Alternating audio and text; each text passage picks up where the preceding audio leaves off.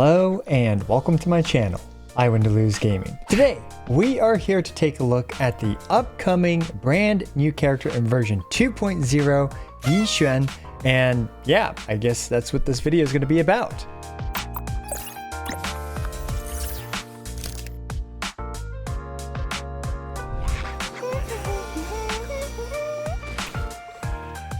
So, starting off, Yixuan is a very highly anticipated character for many reasons, and kind of being the debut character of version 2.0, I think she sets some interesting precedents for the direction that the game is going, as well as for what we can kind of expect out of the 2.0 meta. Now, first of all, I personally actually just noticed this as well, but while just walking around, she's got her little bird buddy here just bouncing up and down. Very amusing. This video was filmed on the early access server and is not indicative of the final product. There may be some changes on release, so be sure to check the comments down below to see if there are any. And alright guys, you guys have to check this out, but I have a new favorite NPC in this area, and it is this girl named Sweaty. And she definitely lives up to her name because she seems to be fanning herself to help alleviate herself of such sweat. So, great new NPCs in this new area. And oh, hey, look, it's my doppelganger right here.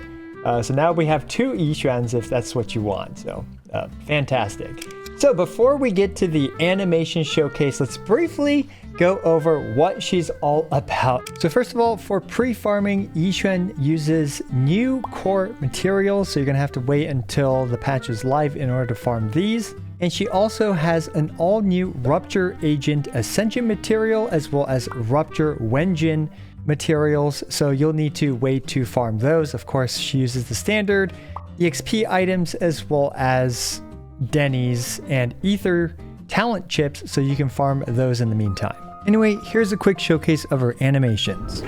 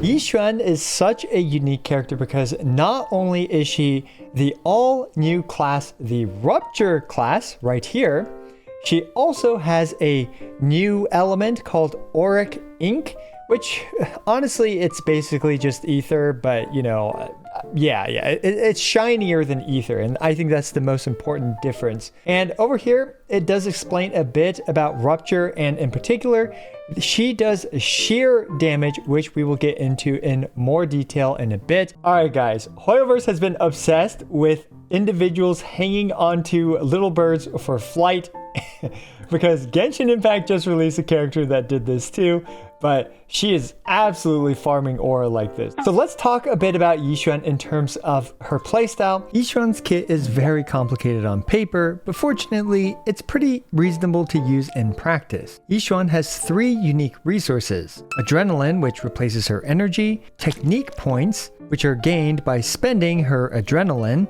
and this Auric Ink point, which is a bit less important, but we'll talk about it later. Yixuan also has two ultimates, with her ultimate 1 costing the usual decibels, and her ultimate 2 requiring her to have full technique points. Basically, Yixuan wants to generate and spend as much adrenaline as possible through her EX specials, so that way she can get as many technique points as possible in order to cast as many ultimates as possible. In practice, this just means that Yixuan enjoys being on field because while she's on field, she has multiple efficient ways to generate adrenaline. So what she does is that when enemies attack her, she's going to want to basically parry their attack with her EX special, and she is effectively able to spam her EX specials and stuff much more than other characters, and she can regenerate adrenaline or this new resource bar via multiple different methods, and then eventually unleash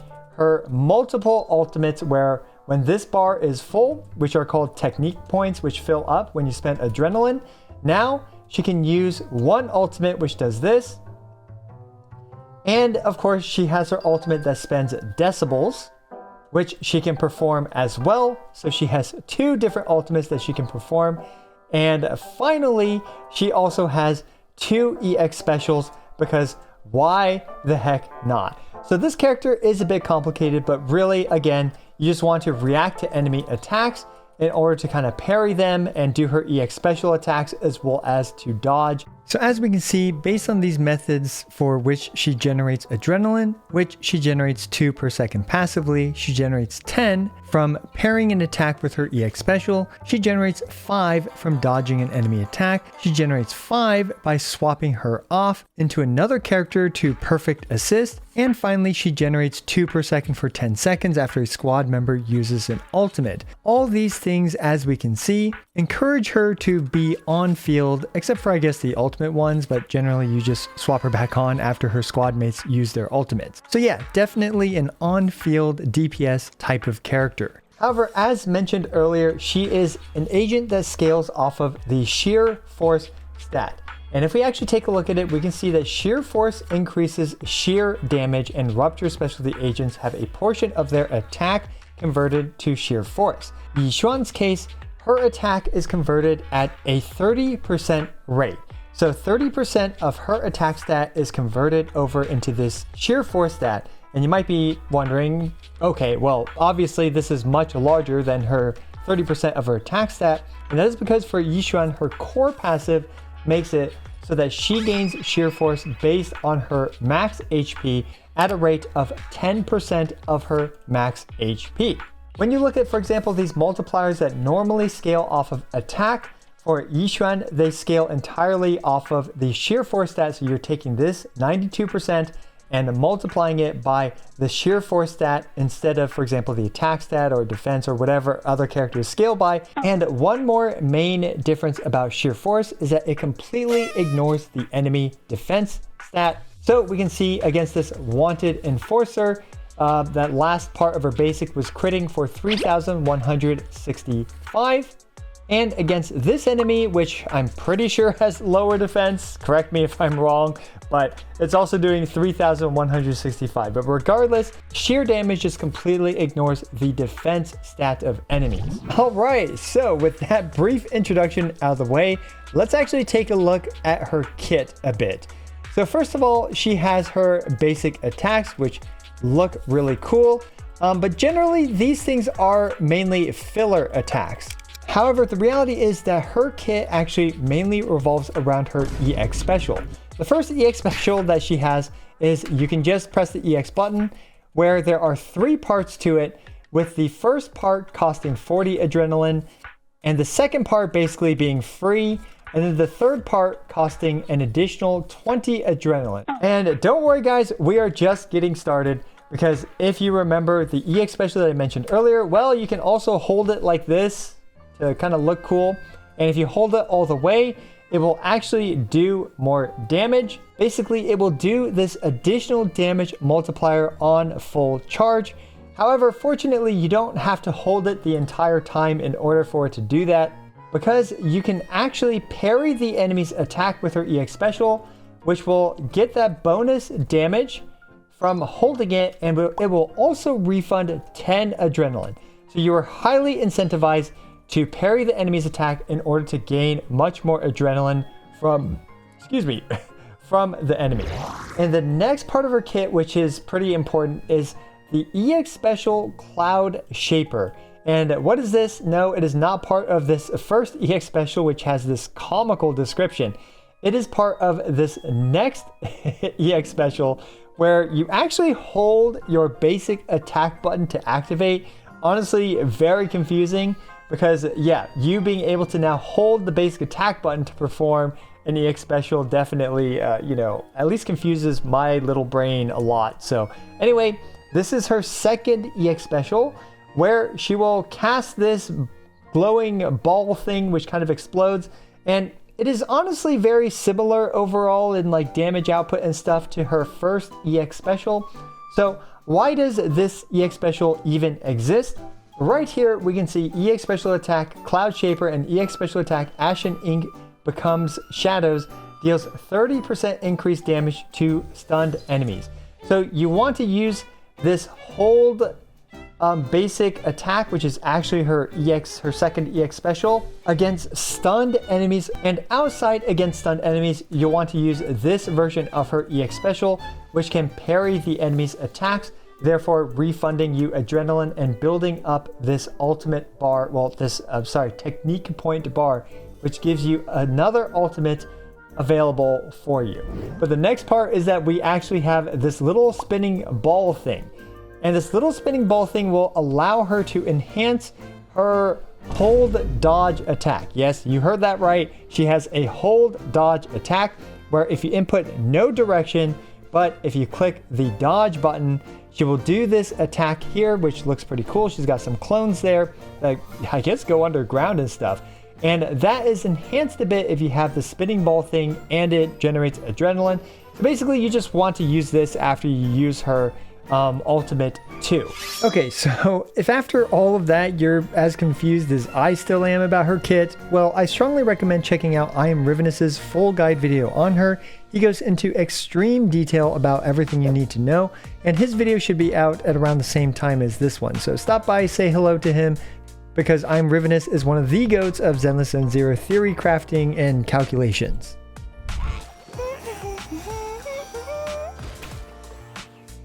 Okay, so honestly, her kit is definitely a bit confusing, but hopefully a couple showcases will help illustrate exactly what I've been yapping about this entire time. And we can just see her build right off the bat, and she is using the new 4-piece set, the Yun Kui Tails, which is definitely made for her. But the 2-piece set gives 10% HP, and the 4-piece set basically gives 12% crit rate for her for most of the time. And when she has 3 stacks of this buff, which is also most of the time, then she will gain 10% more sheer damage. And this is its own multiplier, making this a particularly powerful set for her. So do be prepared to farm a new drive set for her when she is released. She's using a crit for the slot 4, ether damage for slot 5, and HP percent for slot 6. And in terms of crit rate or crit damage, kind of depends on the Wenjin that you are using. Now we're going to be starting off with a free-to-play friendly Wenjin, the Puzzle Sphere, and this thing is going to be craftable, and while she does scale a bit better off of HP, she also does indeed scale off of attack, so this is indeed a usable Wenjin on her. Specifically designed for Rupture agents, one of the new Rupture Wenjins. Basically, this thing will pretty much always give her 25.6% crit damage at upgrade 5. Since it's craftable, you should definitely be able to get it to upgrade 5. And if the enemy's HP is below 50%, then she will gain 32% more EX special damage.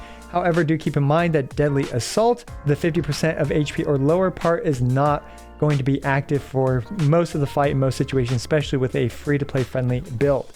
Now, the next character on her team is going to be Kung Fu Panda, Pan Yin Hu, and we did indeed get Kung Fu Panda in Zenless Zone Zero before we got GTA 6. So, I believe I was using the 4-piece Astral Voice on him for the free-to-play friendly showcase run, so do keep that in mind. That is not the 4-piece Swing Jazz. Basically, he just wants some attack percent, and he can run Energy Recharge or Impact here, as well as, you know, this Wenjin is whatever. It is his signature Wenjin, which does give him some attack percent. This part's not very that part's not very impactful. However, the main thing about Panda and the reason why he is on her team, and this is not a tutorial on Panda, but I figured I'd quickly talk about him, is that he actually provides 540 sheer force to one of his teammates, and in this case he can provide that 540 sheer force to Yixuan, and this is why, you know, you want attack, because it's 18% of that. In order to maximize that, it is 3000 attack on Panda to provide 540 sheer force to Yixuan, and then you can use, you know, Astral Voice or whatever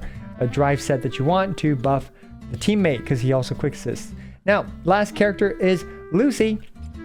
And here we just have Lucy, very cookie cutter Lucy build. And one last thing about the showcases is that I often forget to turn this off, because if you have equipped the signature Wenjin at some point, then, you know, you will have unlocked this ability to use the shiny hair or not shiny hair.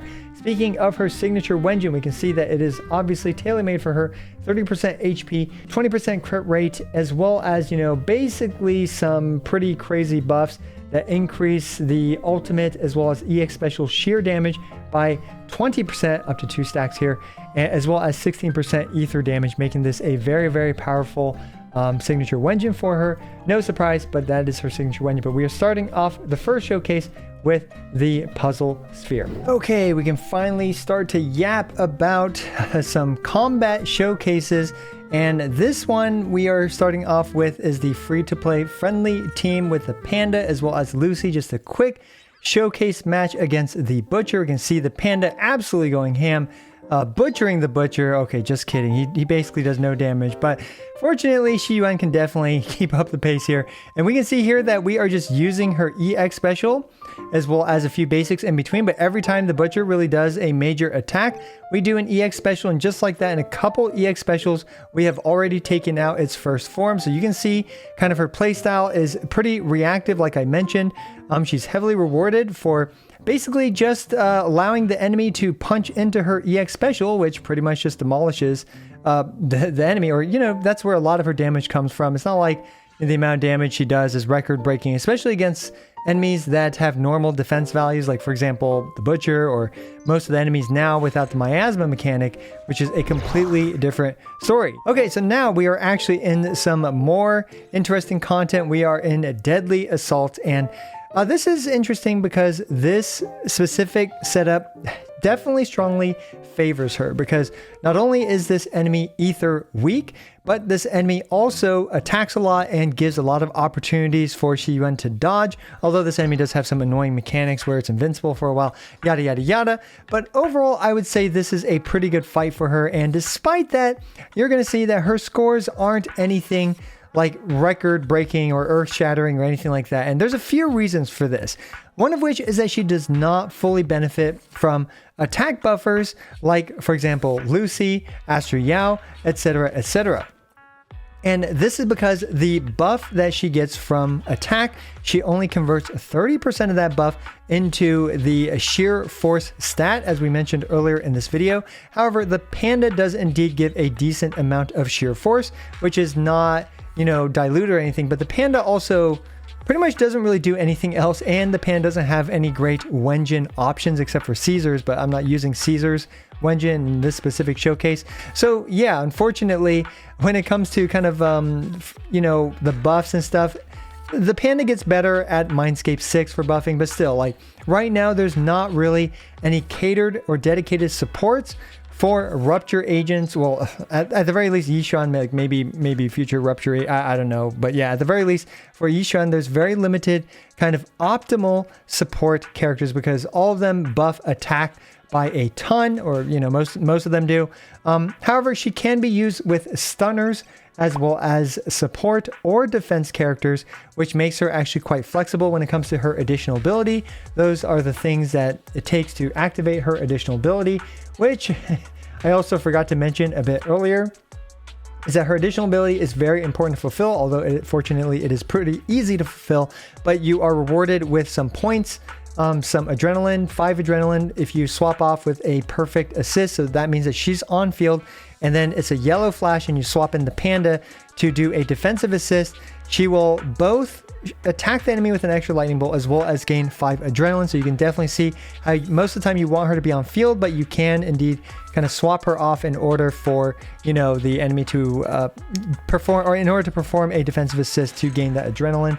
And yeah, so this free-to-play friendly team ended up with a score of 25,540, which against the twin marionettes, honestly, okay, there's definitely a level of skill issue here, right? Like, I gotta be completely honest, I did not have as much time as I would like to kind of trial and practice with this character. So kind of everything that, you know, I'm doing here is with very, very little training and practice. So do keep that in mind. This is with less gameplay and time spent than I would have liked. But regardless, okay, so this run in particular I wanted to show because it's got a much better rotation, stun rotation specifically. We can see there that I did the hold basic into chain into hold basic into chain again, and using manual chains here does make that combo a little bit easier because otherwise the timing is a bit tight on the hold basic because she very quickly performs a heavy attack after she's done channeling it. So in that situation, it's easier to use a manual chain. Unfortunately, with her manual chain combo, it is very easy to input because you're holding the basic anyway, which cancels the ability for that hold basic to do a chain. So we're doing this rotation again. You can see here, hold basic into stun into chain, and now we do a chain cancel into another hold basic into stun into chain, and finally into double ultimate. We're doing her ultimate too because we've built up her resources, and now we're doing her regular decibel based ultimate in order to, you know, finish the more optimal is what I would describe chain rotation. But do keep in mind that, you know, she's not like, okay, so she has a pretty decently high skill ceiling. In my opinion, she feels about as difficult as Evelyn, and in my opinion, much easier to use than Harumasa, although she also has a pretty high skill floor. And what I mean by that is that she's not too difficult to use because all you really have to do if you just want to get, you know, a decent amount of value with her is to wait for enemy to attack. So you see the shiny light, basically the shiny yellow or red light, and then you press the EX button, which fortunately during her basic attacks, the EX button is extremely responsive in canceling those basic attacks in order to parry the enemy's attack.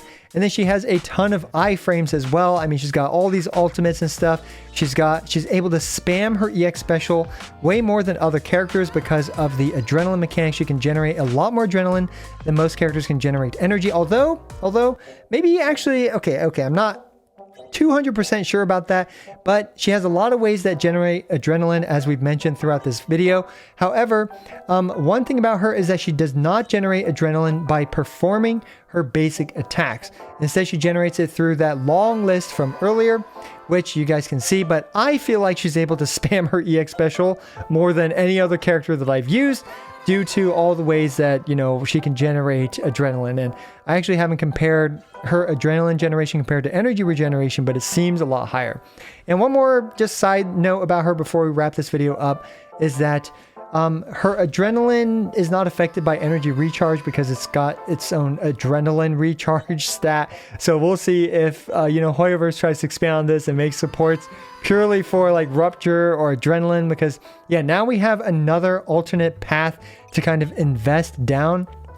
And my assumption of the meta is that there's going to be more Rupture / sheer force focused characters against, like, for example, enemies that have miasma mechanics or very high defense values, where otherwise you have to really rely on defense shredders like Nicole or pen characters like Rena in order to try to do reasonable damage to those enemies. However, if you don't do that, then you can obviously just use sheer force. And that brings me to, you know, those defense shredding characters like Nicole and like Rena. They are effectively useless with Yixuan because sheer force damage just bypasses the defense multiplier entirely. So that actually leaves her with, you know, a lot less supports that she can use. And these supports all boost attack, which, as I mentioned, they're not perfect supports for her. But down the road, you know, I'm sure we're going to get more supports catered towards Rupture. So what you see here is definitely, you know, just kind of the introductory power level for her, which in my opinion is already pretty decent because you're very likely to get Panda, who is a very free-to-play friendly character. And oh yeah, I forgot to mention that this team is M0U1 Yixuan as well as M0U1 Astro Yao. You can definitely see the score improve as we, you know, add better characters, and I mean, that's no surprise. So yeah. Hopefully this served as a decent introduction to her, And as always, I appreciate every single one of you. This is I Win to Lose, signing out.